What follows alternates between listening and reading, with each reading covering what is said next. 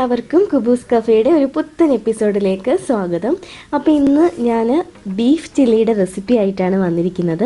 അപ്പം എങ്ങനെ അടിപൊളിയായിട്ട് നമ്മുടെ വീട്ടിലുള്ള സാധനങ്ങൾ വെച്ചുകൊണ്ട് തന്നെ ബീഫ് ചില്ലി പെട്ടെന്ന് ഉണ്ടാക്കാമെന്നാണ് ഞാൻ ഇന്ന് കാണിക്കാൻ പോകുന്നത്.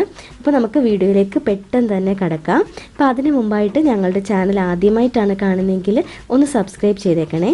അതിൻ്റെ കൂടെ താഴെ കാണുന്ന ബെല്ലൈക്കണിൽ ഒന്ന് ക്ലിക്ക് ചെയ്താൽ ഞാനിടുന്ന പുതിയ പുതിയ വീഡിയോസിൻ്റെ നോട്ടിഫിക്കേഷൻ അപ്പോൾ തന്നെ നിങ്ങൾക്ക് ലഭിക്കുന്നതായിരിക്കും. അപ്പോൾ നമുക്ക് ബീഫ് ചില്ലി എങ്ങനെ പ്രിപ്പയർ ചെയ്യാമെന്ന് നോക്കാം.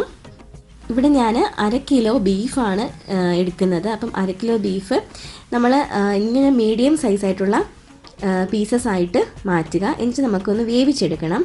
അതിനുശേഷമാണ് നമ്മൾ ബീഫ് ചില്ലിക്ക് വേണ്ടിയിട്ട് അത് ചെറിയ ചെറിയ പീസസ് ആക്കുന്നത്. ഓക്കെ, അപ്പോൾ ആദ്യം തന്നെ ഈ ഒരു 5-6 കഷ്ണം ഞാൻ എടുത്ത് വെച്ചിട്ടുണ്ട്.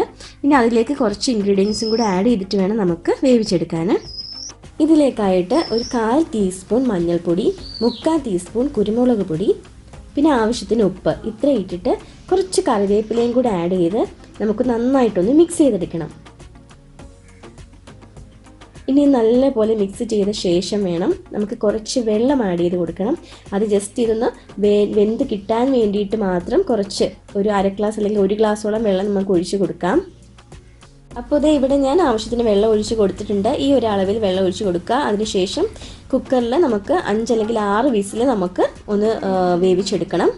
അപ്പോൾ നമ്മളുടെ ബീഫൊക്കെ വെന്ത് കിട്ടിയിട്ടുണ്ട്. അപ്പോൾ ഞാൻ പീസസ് മാറ്റി വെച്ചിരിക്കുകയാണ്. ഇനി നമുക്ക് ചെറുതായിട്ട് കട്ട് ചെയ്തെടുക്കണം. കട്ട് ചെയ്തെടുക്കുമ്പോൾ ശ്രദ്ധിക്കുക, ഈ ഒരു മോഡലിൽ വേണം നമുക്ക് കട്ട് ചെയ്യാൻ. ബീഫ് ചില്ലിക്ക് ഈ ഒരു രീതിയിലാണ് നമ്മൾ കട്ട് ചെയ്യാറുള്ളത്. അപ്പോൾ നമ്മൾ ആദ്യമേ ഇങ്ങനെ കട്ട് ചെയ്ത് വെക്കാൻ ശ്രമിച്ചാൽ കുറച്ച് താമസം എടുക്കും. ഈ രീതിയിലാകുമ്പോൾ നമുക്ക് ബീഫ് വെന്ത് കിട്ടുമ്പോഴത്തേക്ക് ഇത് കട്ട് ചെയ്യാൻ വളരെ എളുപ്പമായിരിക്കും. അപ്പോൾ എല്ലാ പീസസും ഞാൻ കട്ട് ചെയ്ത് വെച്ചിട്ടുണ്ട്. ഇനി നമുക്ക് ഇത് മാരിനേറ്റ് ചെയ്യാൻ വേണ്ടിയിട്ടുള്ള ഒരു മിക്സ് തയ്യാറാക്കണം. അപ്പോൾ അതിനായിട്ട് ഞാനൊരു ബൗളിൽ 2 ടീസ്പൂൺ മുളക് പൊടി, കാശ്മീരിയാണ് ഞാൻ എടുത്തിരിക്കുന്നത്. അഥവാ നിങ്ങൾക്ക് എരി കുറച്ച് വേണമെങ്കിൽ 1 ടീസ്പൂൺ സാധാരണ മുളക് പൊടിയും 1 ടീസ്പൂൺ കാശ്മീരി മുളക് പൊടിയും ചേർക്കാം. പിന്നെ ഉള്ളത് ഒരു 1/4 ടീസ്പൂൺ മഞ്ഞൾപ്പൊടിയാണ്.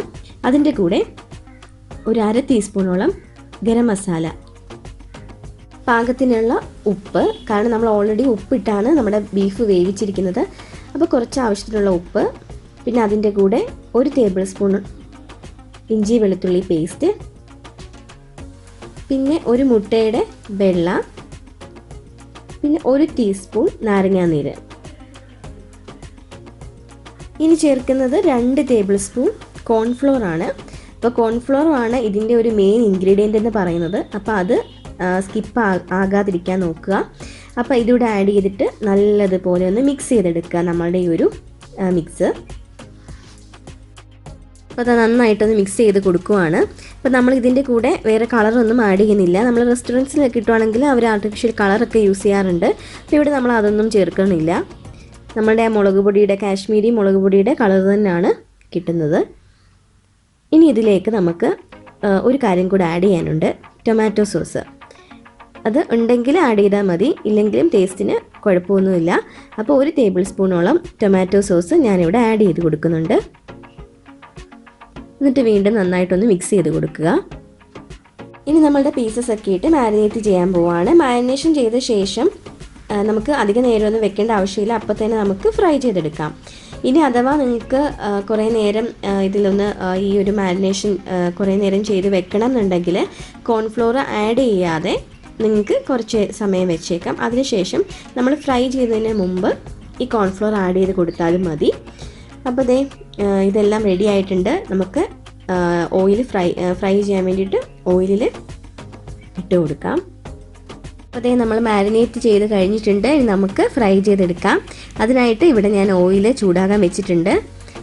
നന്നായിട്ട് ചൂടായി വരുമ്പോഴത്തേക്ക് നമ്മുടെ ഫ്ലെയിം ഒന്ന് മീഡിയം ഫ്ലെയിമിലാക്കി കൊടുക്കുക, അല്ലെങ്കിൽ ലോ ഫ്ലെയിമിലാക്കി കൊടുക്കുക. എന്നിട്ട് നമ്മളുടെ പീസസ് ഇട്ട് കൊടുക്കാം. ഇപ്പോൾ ഞാൻ പീസസ് ഇട്ട് കൊടുക്കുവാണ്. അപ്പോൾ ഇത് അധിക നേരമൊന്നും വേണ്ട കേട്ടോ. ഇത് നമ്മൾ ഓൾറെഡി ബീഫ് വെന്തതാണ്. സോ നമ്മൾ കുറച്ച് നേരം ഇട്ടത് അതിൻ്റെ ഒരു കോട്ടിങ് മാത്രം ഒന്ന് വേവത്തക്ക രീതിയിൽ മാത്രം വെച്ചാൽ മതി. ഇതുപോലൊന്ന് തിരിച്ചു മറിച്ചൊക്കെ ഇട്ട് കൊടുക്കുക. ഇത് കുറച്ചൊന്ന് മൂത്ത് കഴിയുമ്പോഴത്തേക്ക് നമുക്ക് കുറച്ച് കാര്യങ്ങൾ ആഡ് ചെയ്യാനുണ്ട്. കുറച്ച് കറിവേപ്പില, പിന്നെ 1 വറ്റൽമുളക്, 2 പച്ചമുളക്, അപ്പോൾ ഇത് അതുപോലെ തന്നെ ഒന്ന് ഇട്ട് കൊടുക്കുവാണ്. അപ്പോൾ അതിൻ്റെയും കൂടെ ഒരു ഫ്ലേവർ നമ്മളുടെ എണ്ണയിൽ ഇറങ്ങുകയും ചെയ്യും, നമ്മളുടെ ഈ ഒരു ബീഫ് ചില്ലിക്ക് അതിൻ്റെ ഒരു ടേസ്റ്റ് കിട്ടുകയും ചെയ്യും. അതിന് വേണ്ടിയിട്ടാണ് ഇങ്ങനെ ചെയ്യുന്നത്. അപ്പോൾ നമ്മളുടെ ബീഫ് ചില്ലി ഇവിടെ റെഡിയായി. നമുക്ക് സെർവിങ് ഡിഷിലേക്ക് മാറ്റാം. അപ്പോൾ വളരെ ടേസ്റ്റി ആയിട്ട് വളരെ എളുപ്പത്തിൽ തന്നെ നമ്മൾ ബീഫ് ചില്ലി ഉണ്ടാക്കി കഴിഞ്ഞിട്ടുണ്ട്. അപ്പോൾ എല്ലാവരും വീട്ടിൽ ട്രൈ ചെയ്ത് നോക്കുക, കമൻസ് ഒക്കെ അറിയിക്കുക. നിങ്ങൾക്ക് ഇഷ്ടപ്പെട്ടാൽ നിങ്ങളുടെ ഫ്രണ്ട്സിനും റിലേറ്റീവ്സിനും ഒക്കെ ഷെയർ ചെയ്ത് കൊടുക്കുക. അപ്പോൾ ഇനി ബീഫ് ചില്ലി ഉണ്ടാക്കാൻ അറിയില്ല എന്ന് ആരും പറയണ്ട. വളരെ എളുപ്പത്തിൽ തന്നെ നമ്മുടെ വീട്ടിലുള്ള സാധനങ്ങൾ കൊണ്ട് നമുക്ക് പെട്ടെന്ന് ഉണ്ടാക്കിയെടുക്കാൻ പറ്റും. അപ്പോൾ ഇനിയും പുതിയ പുതിയ വീഡിയോസൊക്കെ ആയിട്ട് ഞാൻ വീണ്ടും എത്തുന്നതായിരിക്കും. അതുവരെ ബൈ ബൈ.